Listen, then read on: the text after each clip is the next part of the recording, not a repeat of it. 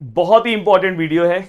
इस वीडियो में मैं आपको बताऊंगा कि अच्छे प्लेसमेंट के लिए कितना पॉइंटर चाहिए, कम पढ़ के कैसे उस पॉइंटर तक आप पहुंच सकते हो। बहुत सारी चीजें विद प्रूफ बताऊंगा।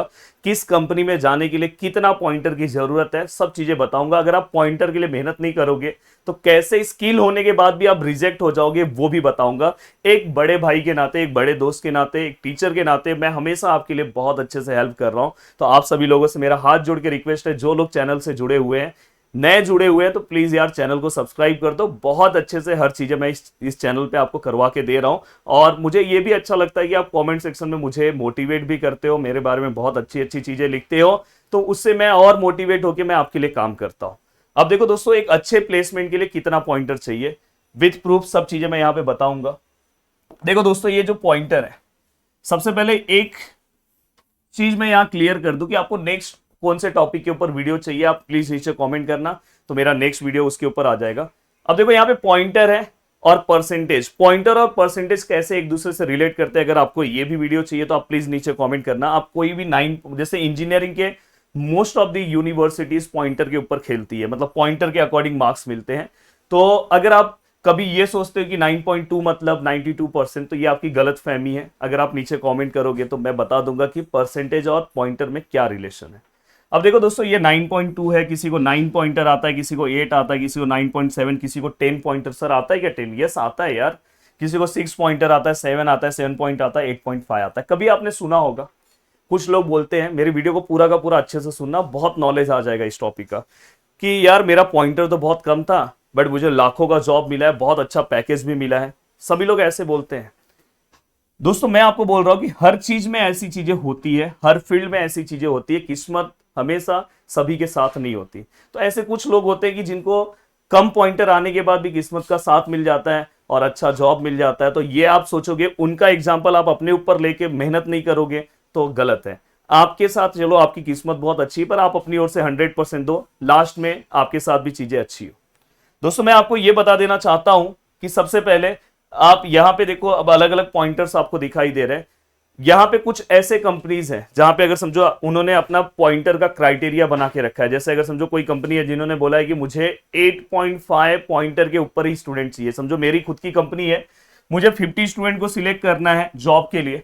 तो मैं हर स्टूडेंट से कैसे, समझो 1000 स्टूडेंट मेरे पास आए हैं जॉब के लिए, उन्होंने फॉर्म को क्या किया, फिलअप किया, तो मैं कैसे सभी को सिलेक्ट करूंगा? क्या मैं अगर समझो सभी को पूरा इंटरव्यू प्रोसेस में अगर लूंगा तो बहुत टाइम जाएगा। तो पहले मैं क्या करूंगा पता है, पहले स्टेप पे मैं कैसे बाकी लोगों को सेपरेट करूंगा।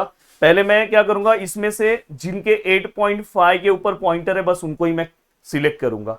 तो सोचो आपका पॉइंटर अगर समझो 8.1 है, आपके अंदर बहुत ज्यादा टैलेंट है, बट फिर भी आपके अंदर बहुत अच्छा स्किल है, बट आप वहां तक नहीं जा पा रहे हो। आप अपनी चीजों को कैसे रखोगे? क्योंकि उन्होंने एक क्राइटेरिया बना दिया कि भाई 8.5 पॉइंटर चाहिए तो ही आप इस जॉब के लिए एप्लीकेबल हो। तो ऐसे केस में ऐसे बहुत सारे कंपनी ऐसी चीजें कर देते हैं जिसकी वजह से आपको बहुत बड़ा नुकसान होता है। इसलिए पॉइंटर को भी आपको मेंटेन रखना होगा स्टार्टिंग से। अब देखो दोस्तों, यहां पे अगर आप गूगल पे जाते हो, गूगल पे अगर आप सर्च करते हो, देखो मैं यहां पे सर्च कर रहा हूं, गूगल पे मैंने सर्च किया pointer necessary for placement in engineering. अब देखो यहां पे अगर आप जैसे ही यहां पे देखोगे तो यहां पे देखो हाउ मच, यहां पे देखो पॉइंटर लिखा है, यही लिखा है सीजीपीए, मतलब वही पॉइंटर है, इज नीडेड फॉर प्लेसमेंट। तो देखो यहां पे आंसर इन्होंने क्या बोला, अबो 9।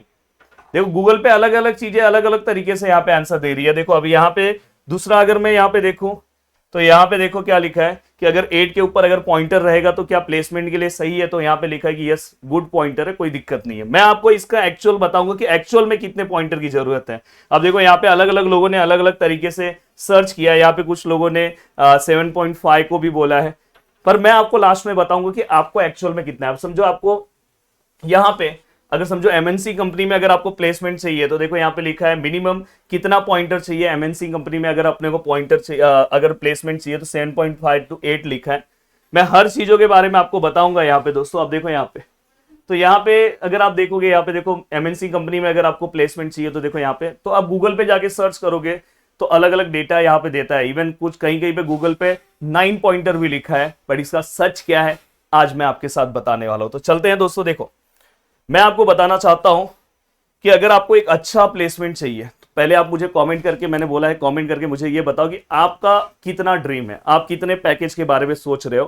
प्लीज मेरे कमेंट को सीरियस लेना, मजाक मस्ती तो सब जगह पे चलती रहती है, बट यहाँ पे आप सीरियस होकर लिखना, तो जिससे मुझे भी एक आइडिया आएगा कि आपका ड्रीम क्या है, फ्यूचर ड्रीम क्या है। और जो लोग ड्रीम के बारे में सोचते हैं सच में वो वहां तक पहुंच जाते हैं। देखो दोस्तों, अगर आप जैसे ही इंजीनियरिंग में जाओगे तो आपको बहुत सारे डेटा, जैसे आप थियरी का पेपर दोगे, फिर इंटरनल टेस्ट होगा आपका जिसको यूनिट टेस्ट बोलते हैं, टर्म वर्क रहेगा, एंड दोस्तों इसके बाद ओरल मतलब वाइवा वाला पार्ट रहेगा।